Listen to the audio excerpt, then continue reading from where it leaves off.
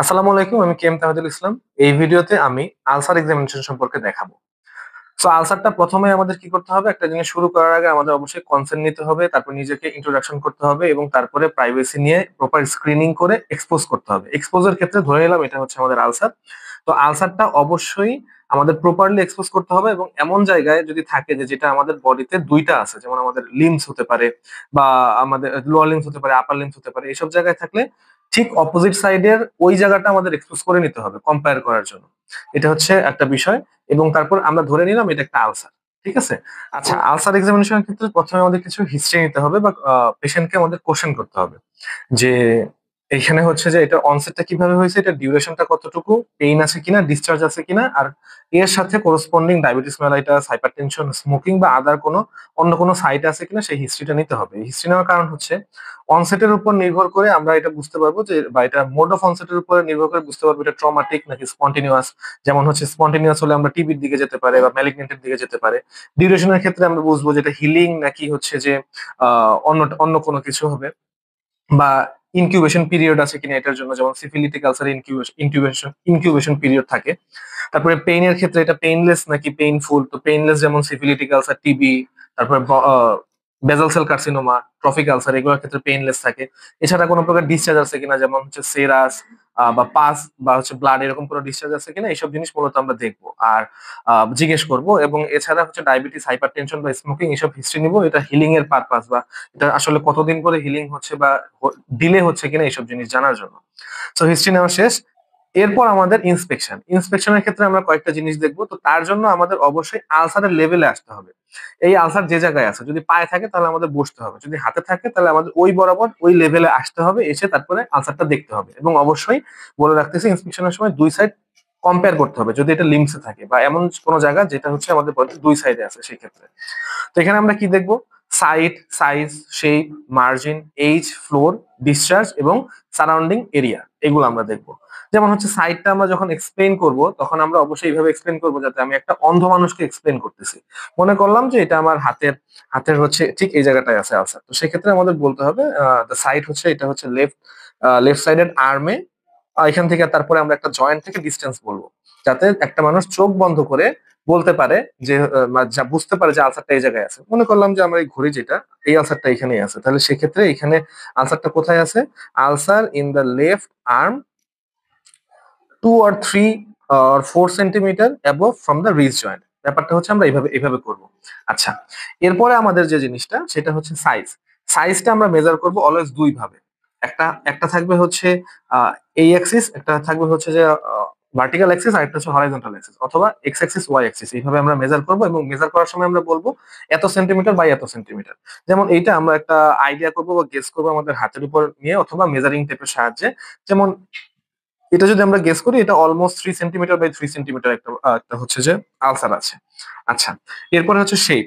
শেপটা এখানে রাউন্ডেড থাকতে পারে, ওভাল থাকতে পারে, সার্কুলার থাকে, তারপরে ইলিপ্টিক্যাল থাকতে পারে। এটা যেরকম যেটার শেপ সেই হিসেবে আমরা বলবো। তারপরে হচ্ছে মার্জিন। মার্জিনটা মূলত হচ্ছে, এখানে আমরা তো ডেমো দেখাচ্ছি, সো ধরে নিলাম এটা হচ্ছে আলসার আর এটা হচ্ছে হেলদি টিস্যু। এই হেলদি টিস্যু এবং এই যে আলসার, এর মাঝখানে যে এই যে পার্টটা, সেইটাকে বলা হচ্ছে মার্জিন। দ্যাট মিন মার্জিন মানে হচ্ছে আমাদের হেলদি টিস্যু আর নন হেলদি টিস্যুর যে একটা জাংশন, সেটাই হচ্ছে মার্জিন। তো আমাদের এই মার্জিনটা দেখতে হবে। ঠিক আছে, যে মার্জিনটার কি অবস্থা, এখানে ওয়েল ডিফাইন না ইল ডিফাইন, এই জিনিসটা আমরা দেখবো। এরপরে দেখবো হচ্ছে এইজ। এইজটা হচ্ছে আমাদের আলসারের ফ্লোর এবং উপরে যে মার্জিন, এর মাঝখানে যে এইজটা, ওয়ান কাইন্ড অফ ঢাল যেটাকে বলা হয়।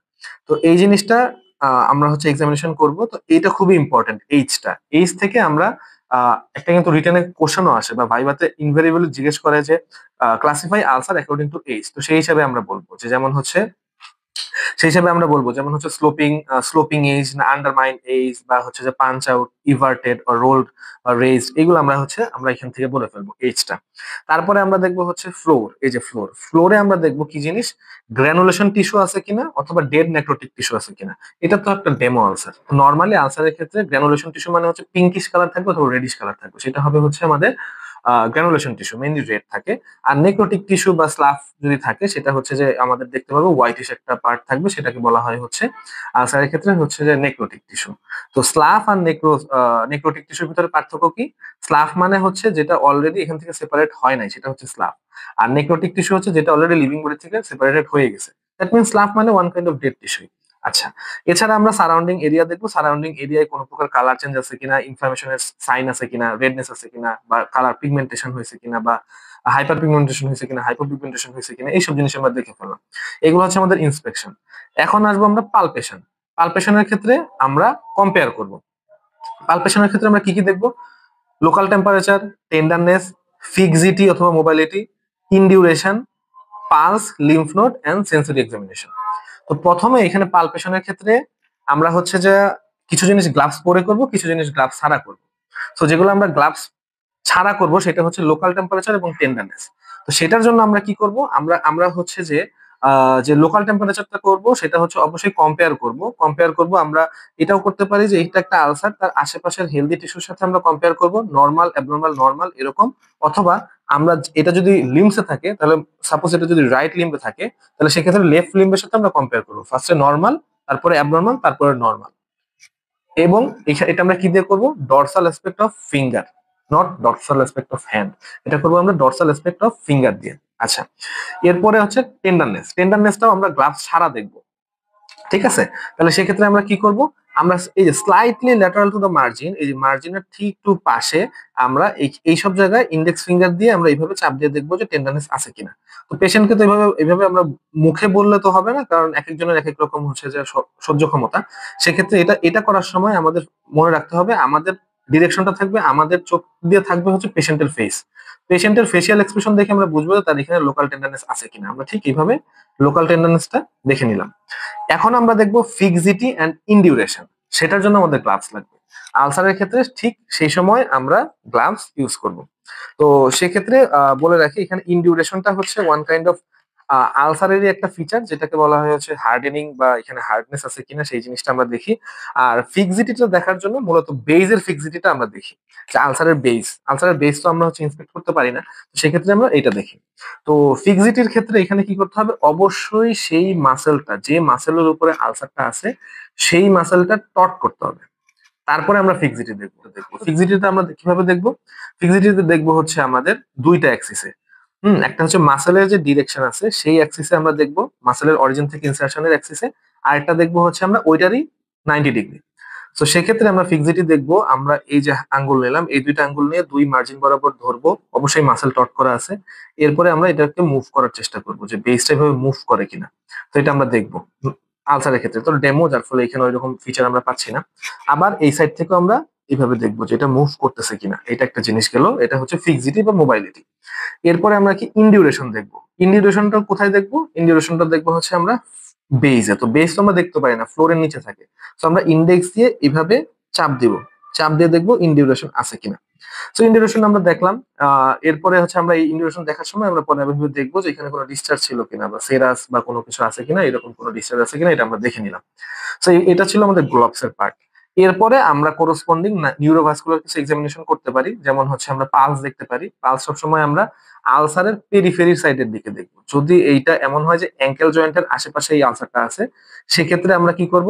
আর্টারিয়া ডরসালিস পেডিসের পালসটা দেখবো। ঠিক আছে?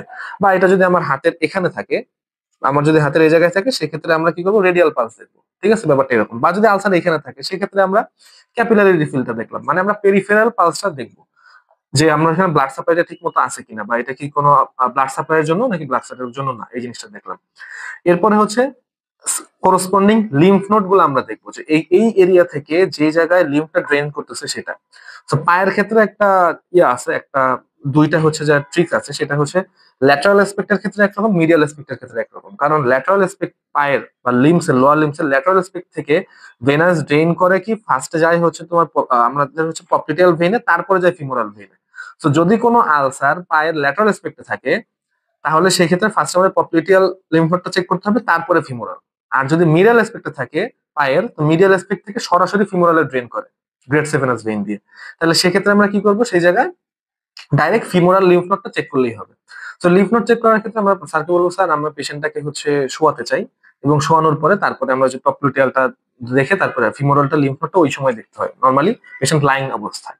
আচ্ছা, এছাড়া কি সেন্সরি এক্সামিনেশন আমরা করতে পারি, সেক্ষেত্রে নরমাল যেরকম অ্যাকর্ডিং টু ডার্মাটোম যে এক্সামিনেশন গুলো করে সেগুলো আমরা করতে পারি। যদি স্যার না থামায় তাহলে সেক্ষেত্রে আমরা এই এক্সামিনেশন গুলো পর্যন্ত করব। আর যদি এর মাঝখানে থামায় দেয় বা আমরা বলবো যে স্যার এখন আমরা সেন্সরি এক্সামিনেশন করবো, তো স্যার সেক্ষেত্রে থামায় দিতে পারে, কারণ এক্সাম লেন্দি হতে পারে সেক্ষেত্রে। তো সেক্ষেত্রে আমরা ওই যে ফার্স্টে ফাইন টাচ এবং হচ্ছে যে আমাদের ক্রুড টাচ নিয়ে তারপরে হচ্ছে আমরা ওই যে এইভাবে ডার্মাটোম ওয়াইজ, পায়ে থাকলে পায়ের স্যাক্রাল লাম্বার এইসব জিনিসগুলো, হাতে থাকলে হাতের যে ডার্মাটোমের আছে সেগুলো আমরা দেখবো। এছাড়া লাস্টলি আমরা কি করতে পারি, যদি এটা জয়েন্টের আশেপাশে থাকে তাহলে হচ্ছে ইনভলভিং জয়েন্টের মুভমেন্ট আমরা চেক করে দেখতে পারি যে এখানে কোনো প্রকার জয়েন্টের মুভমেন্ট আছে কিনা বা মুভমেন্ট রেস্ট্রিকশন হয়েছে কিনা। তো এইভাবে আমরা আমাদের তারপরে এক্সপোজ করেছিলাম, সেটা কভার করে দিয়ে পেশেন্টকে থ্যাংক ইউ জানিয়ে তারপরে আমরা আমাদের আলসার এক্সামিনেশনটা শেষ করবো।